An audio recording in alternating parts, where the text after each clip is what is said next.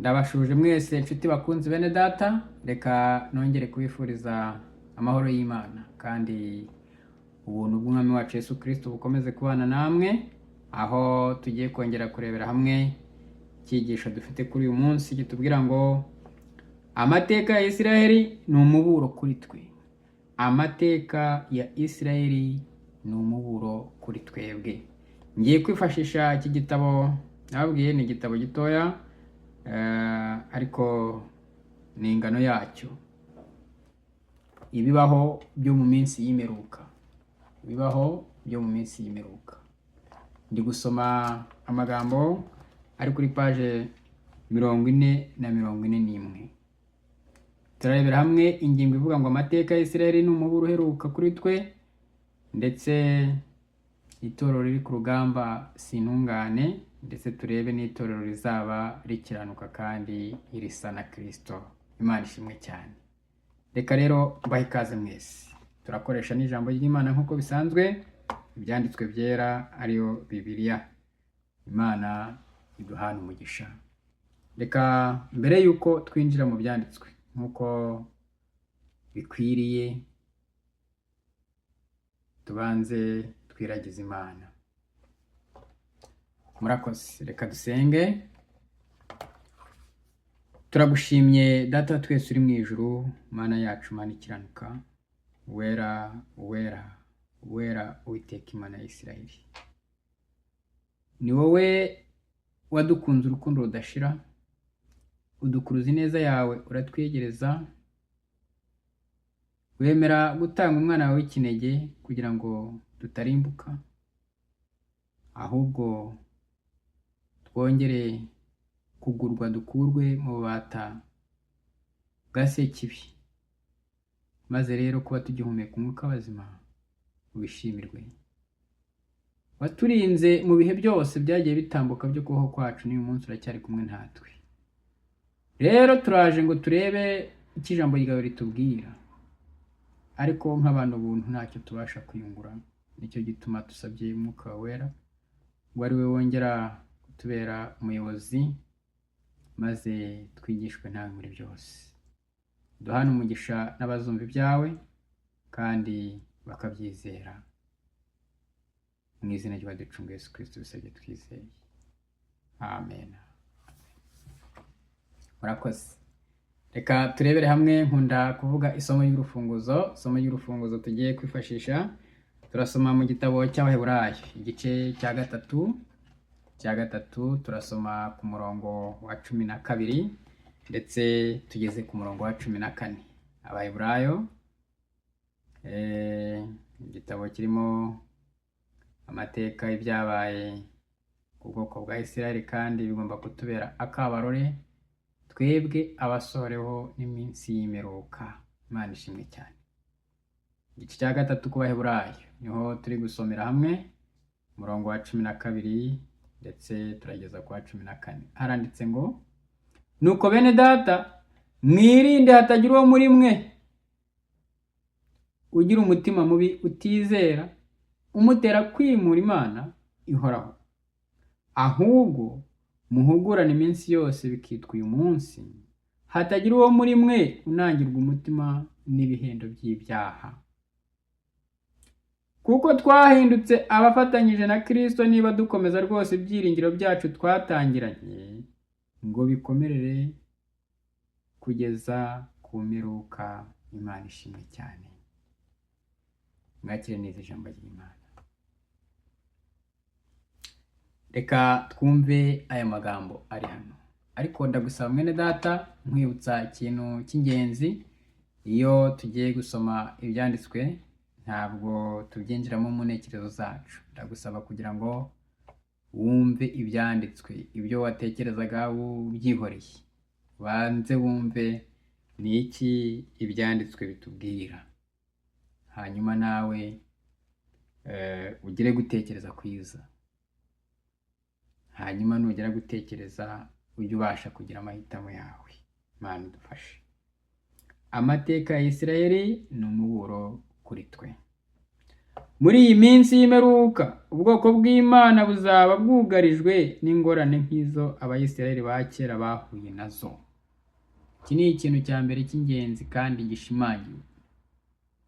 Muri iyi minsi y'imperuka, abemera ko tugeze mu bihe bya nyuma, abemera ko tugeze mu minsi y'imperuka, turahabwa umuburo cyangwa se turabwirwa cyangwa tuributswa ko tugeze mu bihe by'akaga, tugeze mu bihe by'ingorane byugarije Abayisiraheli, nk'uko Abayisiraheli nabo mu gihe cyabo babinyuzemo. Abayisiraheli ba kera nibo ndi kuvuga. Uyu munsi ushobora kuba umwisiraheli ku mubiri, ukaba n'umwisiraheli mu buryo bwa mwuka. Ibyo biraterwa n'uko ubyemera. Ariko abakristo tuzi ko twemera Kristo nk'umwami n'umucunguzi w'ubugingo bwacu, twese twitwa Abayisiraheli mu buryo bwa mwuka. Niko ijambo ry'Imana ritubwira. Baratubwira ngo iki? Abatazakira imiburo Imana itanga bazagwa mu mitego nk'iy'Abayisiraheli ba kera baguyemo, bigatuma batinjira mu buruhukiro babitewe no kutizera kwabo. Izina ry'Imana yacu rihabwa icyubahiro. Ikintu cy'ingenzi gisabwa nge nawe ni ukwita ku miburo Imana itanga. Kandi iyi miburo Imana itanga ntabwo ari umuntu runaka ukubwira amagambo, ntabwo ari umutegetsi runaka utanga itegeko riyoboye abaturage, ntabwo ari umwami ushyiraho amategeko navuguruzwa. Oya, ntabwo ari umukuru w'itorero, ntabwo ari padiri uvuga bikaba ibyo ashatse. Ahubwo umuburo Imana itanga tugomba kumva uturutse mu byanditswe byera. Abirengagiza umuburo Imana itanga. Reka nsubiremo aya magambo, ushobora kuba utayumvise neza. Haranditse ngo, ndasoma, abatazakira imiburo Imana itanga bazagwa mu mitego nk'iy'Abayisiraheli ba kera baguyemo, bigatuma batinjira mu buruhukiro babitewe no kutizera kwabo. Inshuti yanjye, reka ibintu bikubuza kutizera ugire kwizera. Ese Yohana 3:16 na 17, kuko Imana yakunze abari mu isi cyane byatumye itanga umwana wayo w'ikinege, kugira ngo umwizera wese atarimbuka, ahubwo ahabwe ubugingo buhoraho.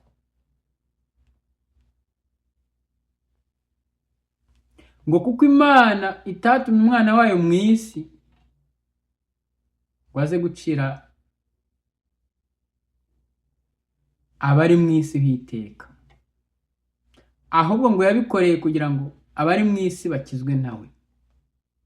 Maze rero arakomeza atubwira ngo nuko umwizera ntacirwaho iteka, ngo ariko utamwizera amaze kuricibwaho, kuko atigeze yizera izina ry'umwana w'Imana w'ikinege. Imana ishimwe cyane. Uwo umuburo Imana itanga.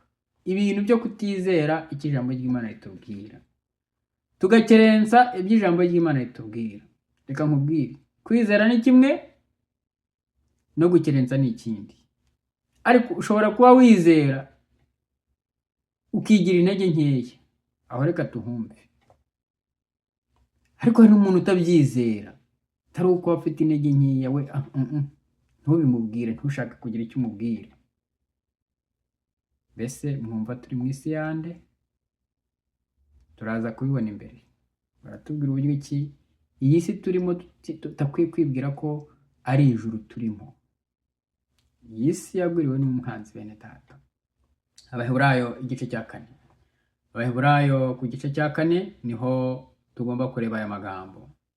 Uburyo ki Abayisiraheli bananiwe kwinjira mu buruhukiro bitewe no kutizera kwabo. Umurongo wa 2. Ariko reka mere ku murongo wa 1. Uburuhukiro Imana yageneye abayizera. Abaheburayo igice cya 4 umurongo wa 1, wa 2 ndetse n'uwa 3, maze dukomeze n'aya magambo yacu. Nuko rero ubwo isezerano ryo kwinjira mu buruhukiro bwayo rikiriho, dutinye kugira ngo ahari hatagira uwo muri mwe wasa nkaho atarishyikira, kuko natwe twabwiwe ubutumwa bwiza nk'aba bandi, nyamara ijambo bumvise ntiryabagiriye umumaro, kuko abaryumvise bataryakiranye umutima wizera. Naho twebwe ubwo twizeye twinjira muri ubwo buruhukiro, ubwo yavuze ati narahiranye umujinya wanjye ntibazinjira mu buruhukiro bwanjye, ari bw'Imana yaruhutse irangije imirimo yayo imaze kurema isi, izina ry'Imana yacu rihabwa icyubahiro. Aya ni amagambo akomeye cyane ava mu byanditswe byera. Turabwirwa ngo iki? Reka tureke ibintu bituma tubuzwa natwe kugera aho duteganyirizwa kuba twagera. Abayisiraheli ba kera, kutizera kwabo kwarabatsinze cyangwa se kwarabatsindishije, bituma batabasha kugera muri Kanani, ariyo shusho yagereranyaga Kanani yo mu ijuru. Imana ishimwe kubwo abagaragu bayo babashije kwizera kandi bakayitahamo. Haranditse ngo Abayisiraheli ba kera bahuye n'ibyago bitewe n'imitima yabo itejejwe no gushaka kwigomeka. Umuntu iyo agize umutima utejejwe, umuntu agashaka kwigomeka ku Mana, icyo gihe uko byagenda kose, niba yari ari mu rugendo ntabasha kuba yarusoza, niba yari ari ku murimo ntashobora kuba yawurangiza. Kandi natwe turi mu rugendo, turi ku murimo. Imana njye nawe idufashe. Baratubwira ngo iki? Kurekwa kwabo guheruka nk'ishyanga kwabaye ingaruka zo kutizera kwabo, kwiyiringira, kutagonda ijosi, guhuma mu ntekerezo no kwinangira imitima. Ibyo ni byo bintu byatumye Imana ibakuraho umwuka wayo. Ko bigomba kugenda. Ngo natwe Isiraheli y'uyu munsi, natwe ubwoko bw'Imana, tugomba kwita ku miburo duhabwa n'Imana, kugira ngo nidushikama ku miburo Imana itanga, tugasaba imbaraga ya mwuka ngo ikomeze kubana natwe. Kristo ni uvuga ngo mutamfite ntacyo mubasha gukora. Tugasaba Kristo akaba mu bugingo bwacu, natwe tukaba muri we, ngo nuko mube muri jye nanjye mbe muri mwe, kuko mutamfite ntacyo mubasha kwiza. Ariko hari ijambo ryiza cyane avuga, somye mu gitabo cy'Abaroma cya 8 umurongo wa 31. Mbese Kristo ari mu ruhande rwacu, umubisha yaturuka hehe? Naho igihe twumvise imiburo Imana itanga, tukabyitaho, tukabigira ibyacu, tukagira amahitamo, tukagira kwizera gushingiye ku miburo Imana itanga, icyo gihe nakabuza Kristo akomeza kutubera umuyobozi, kandi natwe akadukomereza muri uru rugendo, umwuka w'Imana agahorana natwe. Baratubwira ngo iki? Ibintu byo kwinangira imitima, ibintu byo kutagonda ijosi, ibintu byo kwiringira, ibyo dukwiye kuba twabifasha hasi. Imana ivuga ngo iki? Imana itubwira ngo iki? Amateka yabo ni ikimenyetso cy'imbuzi kuri twe, kizamuwe imbere yacu, kitumenyesha ko hari akaga katwugarije.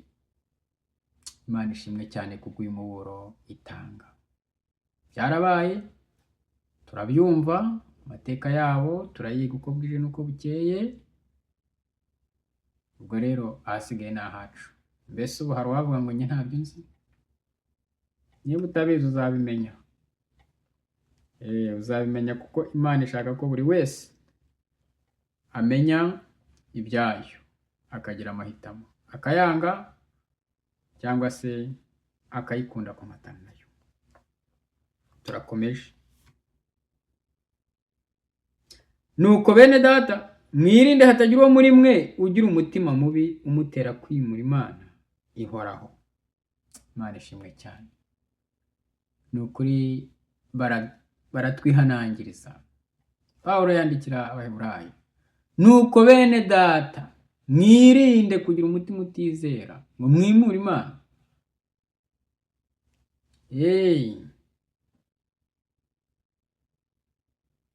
Imana igomba kuba ihorana natwe mu mitima yacu uko bwije n'uko bukeye.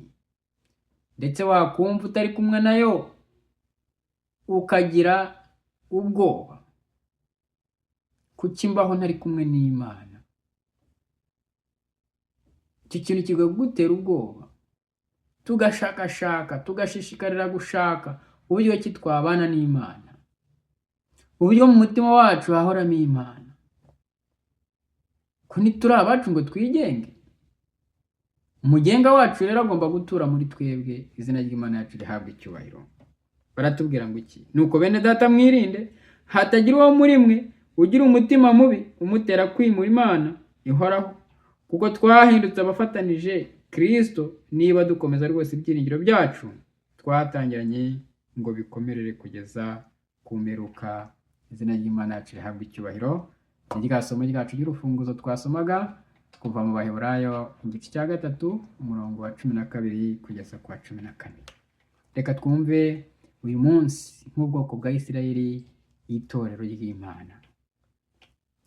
Itorero ry'Imana turabivugaho, ntabwo twimbika, ariko ibyo tuvuga bikeya birushaho kugufasha nawe wiyumva uruhande rwawe. Itorero riri ku rugamba si intungane. Itorero riri ku rugamba ntabwo ryatungana nyine. Rizatungana ari uko ritabarutse. Racyarwana, nirinesha umwanzi niho rizitwa ko rikiranutse. Hanyuma soye kugira iti intungane ubihera kuki? Ubihera kuki? Mbese ko ari wowe urimo uratunganye? Byibaze nawe, nanjye mbyibaze. Itorero riri ku rugamba si itorero ryamaze kunesha, kandi isi si ijuru. Ya magambo nakubwiraga, isi ntabwo ari ijuru nshuti yanjye. Paje 41. Iki gitabo nicyo ndi kukubwira, cyitwa Ibibaho yo minsi y'imperuka. Paje 41. Itorero riri ku rugamba si itorero ryamaze kunesha, cyangwa twaba ngo itorero riri ku rugamba si itorero ryamaze kunesha, kandi isi si ijuru. Bishatse kuvuga iki? Baratubwira ngo itorero rigizwe n'abagabo n'abagore bagira amakosa kandi bataboneye. Ubwo hari n'ibindi rero.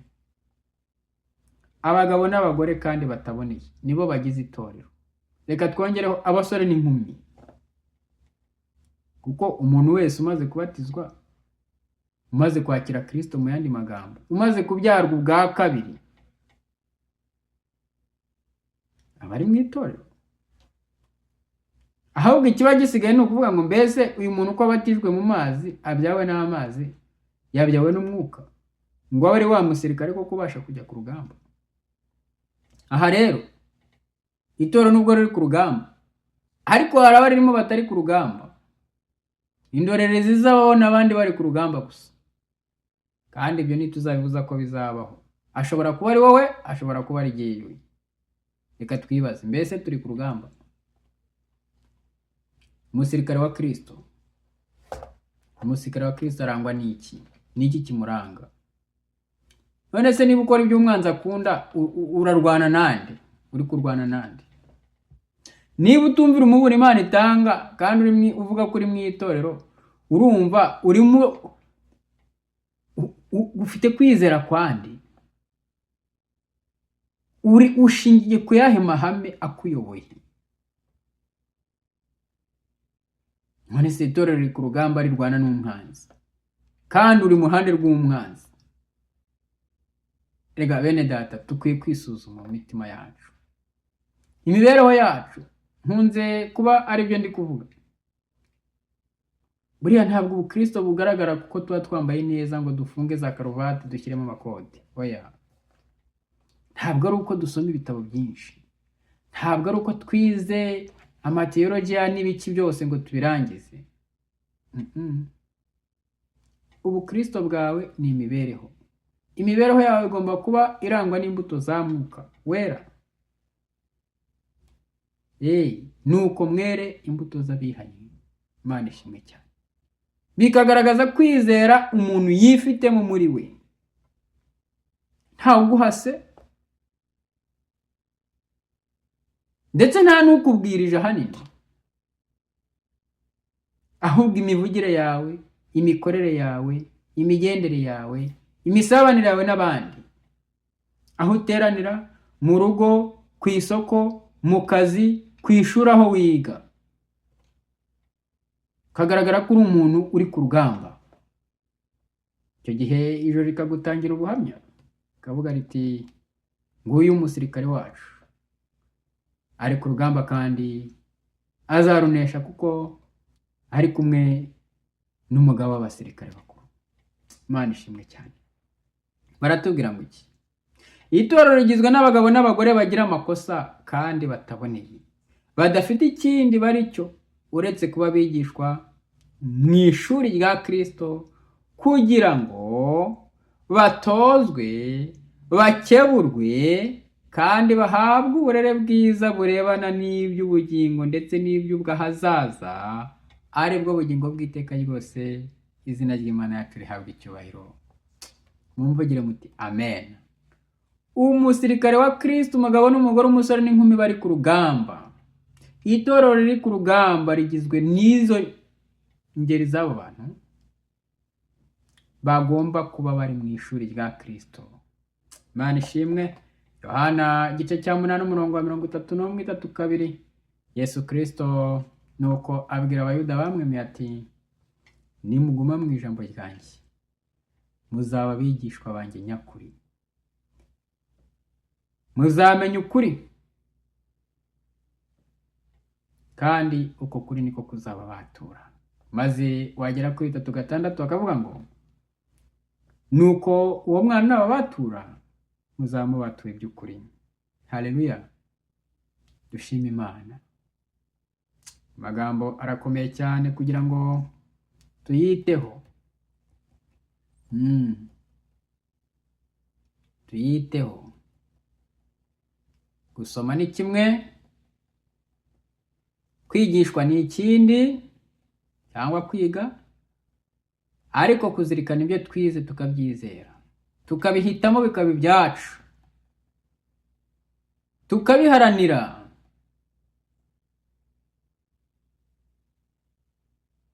ni ikintu gikomeye cyane. Amahitamo yawe yonyine. Baratubwira ngo iki? Aba bantu batozwa bari mu ishuri rya Kristo bagakeburwa kandi bagahabwa uburere bwiza burebana n'iby'ubugingo. Ubugingo bw'uyu munsi wa none, ubuzima tubayemo ndetse n'ubw'ahazaza. Hehe, kwa Data wa twese, ngo twitegure kuba abaturajuru nk'abazaturayo. Iki jambo ry'Imana ritubwira. Ntabwo ari ukwitegura kuba abaturajuru gusa, tutitegura no kuzaturayo. Birakomeye. Aha rero hari amagambo batubwira tumaze gusoma, n'ubundi ushobora kuyasoma aho bita muri cyangwa se mu bimenyetso by'ibihe. Baratubwira aya magambo, ariko umva aya magambo turi kuvuga. Hari abasa n'abatekereza ko kwinjira mu itorero gusa bihagije kugira ngo babone ibyo bari biteze byose kandi ko bazahasanga abantu bera b'intungane. Ntabwo. Turibeshye cyane. Niba wumva ko wabwirijwe umunsi umwe, wumvise indirimbo z'abaririmbyi ukaza ukabatizwa kubera amagorwa wibereyemo, ngo uzabona abakuzuriza amagorwa, ahubwo ibyago biraje bikwisukeho. Noneho bijye byikuba. Uri ku rugamba se? Ugomba kuraswaho imyambi. niba ari imyambi, niba ari amasasu. Urugamba muraruzi, sinzi, ariko urwo turwana rwo rurenze urw'imyambi n'amasasu, mubyumve mucyo, birakomeye cyane. Wijya mu itorero wumva ko ugiye guhaza amakene umutima wawe, ahubwo ajya mu itorero uvuga uti nabona gute ibyamesha ubugingo, nicyo abariyo bantanze badafite, aho si icyo bafite, kuko ibyo bafite urabizi, ahubwo hari ibyo bagutanze bagomba kumenya bataramenya, kuko iyo babimenya n'ubundi baba barahindutse. Iyo tubimenya tuba twarahindutse, tuba turi ku rugamba nk'abantu koko batwaye intwaro zose z'impano. Ugomba kuvuga uti hari itorero ry'Imana, abaribamo ni iki bagomba kurikuramo kidafitwe n'abaririmo.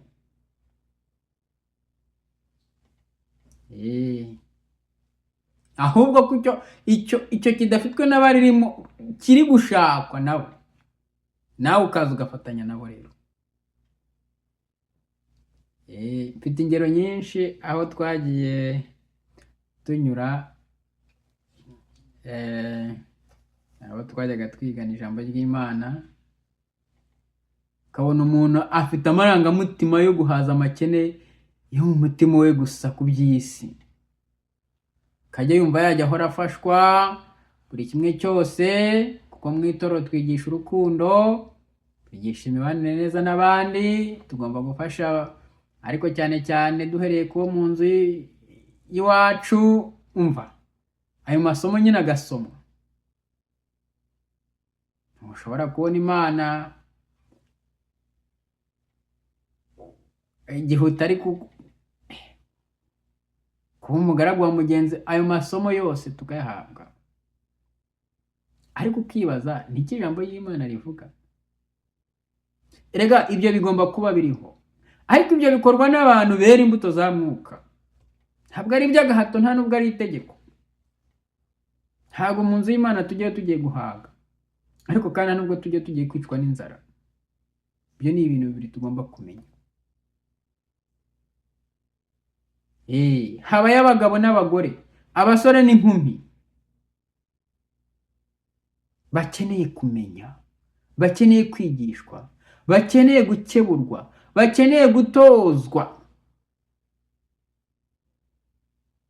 Ngwino rero, ngwino twigira hamwe ijambo ry'Imana, kuko batubwiye ngo ni abantu bakeneye kuba bigishwa ba Kristo, kandi Kristo tumwigira mu ijambo rye. Ariko buriya njya mbivuga, umusozi mubi ni umusozi utagira umwigisha. Umusozi mubi ni umusozi uriho abanyeshuri badashaka kwiga. Usanga umuntu ni umunyeshuri ariko ishuri ntarishaka, bayaga bakubita inzogera ngo twinjire tugasohoka. Usanga mwarimu arahari ariko abanyeshuri reka da, usanga abanyeshuri barahari ariko mwarimu reka da. Ibyo byiciro turabifite n'uyu munsi wa none. Ariko rero nushaka iby'Imana ntabwo uzabibura, kuko Imana tuyigira mu bintu bibiri. Ibyaremwe biratwigisha, bikatwigisha imico y'Imana, bikatwigisha ubumana, bikatwigisha urukundo rw'Imana, bikatwereka urukundo Kristo yadukunze. Ibyanditswe byera bikatwigisha kumva ijwi ry'Imana ivugana natwe. Imana ishimwe. Bikatwereka amaraso Kristo yavuye ku musaraba i Karuvari kugira ngo njye nawe ducungurwe, twongere guhabwa ubugingo. Reka dukomeze, turimo dusoza. Baratubwira ngo, kansubiremo aya magambo naringereje, baravuga ngo itorero rigizwe n'abagabo n'abagore bagira amakosa kandi bataboneye, badafite ikindi baricyo uretse kuba bigishwa mu ishuri rya Kristo kugira ngo batozwe, bakeburwe kandi bahabwe uburere bwiza burebana n'iby'ubugingo ndetse n'iby'ubw'ahazaza, aribwo bugingo bw'iteka ryose.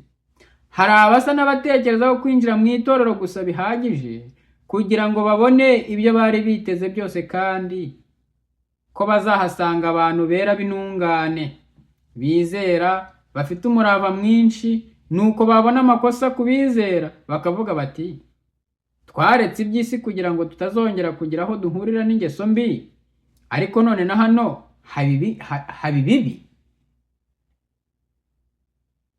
Ariko kandi ku rundi ruhande birababaje bene data, niba hari umushyitsi wakugendereye akaza ntagire icyo akwigiraho cyiza, ndaba ari cyiza. Ibibi byo ari uwiga ibibi yabyiga, ni byinshi dufite. Ntagire ikintu akwigiraho cy'umuremyi wacu, mbese ntibibabaje cyane. Umuntu akabatizwa akigishwa ibyanditswe, ariko yamara kugerayo agatangira gushavura, akagira agahinda, atari uko ajyanyweho n'inda, atari uko ajyanyweho n'amakene, atari uko ajyanyweho n'amagorwa. Hari n'abandi bajyanweho n'inyota y'ijambo ry'Imana, ariko bitewe n'urwego bariho akaba yumva koko asanze abantu b'Imana. Niba yabanaga n'abatongana, ntabwo yakwifuza kujya mu itorero aho azasanga umuntu umutonganya. Ubwo mvuze icyoroheje, bya bindi dukora murabizi. Imana idufashe twere imbuto za mwuka zikwiriye abihannye. Twihane rero. Twaretse iby'isi kugira ngo tutazongera kugira aho duhurira n'ingeso mbi, ariko none hano naho hari ibibi. Nuko bakabaza nk'uko b'abagaragu bavugwa mu mugani, babajije bati, none se urukungu rwavuye he? Mbese si byo ko tumaze imyaka mu itorero na yindi twiga ijambo ry'Imana? Guhinduka kwacu kuri hehe? Kandi barabibajije, urukungu ko wabibye amasaka, urukungu rwavuye hehe? Kristo ubwe muribuka igisubizo bahaye. Umwanzi yaraje nijoro asanga basinzira, agira buti nawe arabiba. Baratubwira ngo iki? Ariko nitugomba kumva ducitse intege dutyo, kuko umwami wacu atatwiringije kuzagera aho twemeza ko itorero ari nta makemwa. Ntabwo umwami yabitubwiye, ahubwo cy'umugaragu w'Imana yavuze. Ubwami bwo mu ijuru buratwaranirwa, kandi intwarane zibugishamo imbaraga. Pawulo aravuga ati, nuko n'uhagaze yirinde atagwa.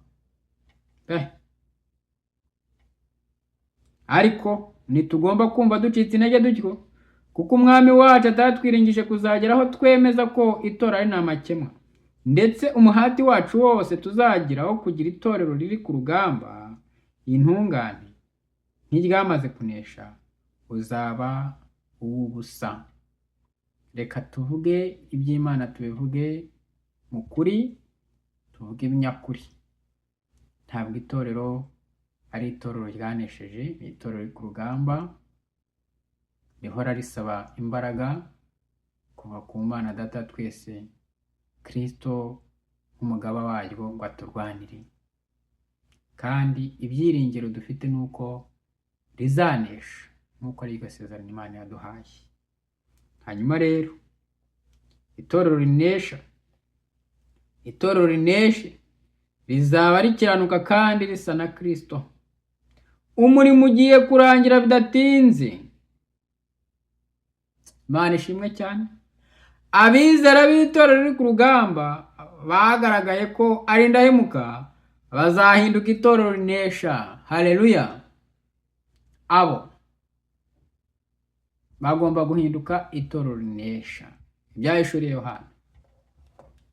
Yohana igice cya 12 umurongo wa 17.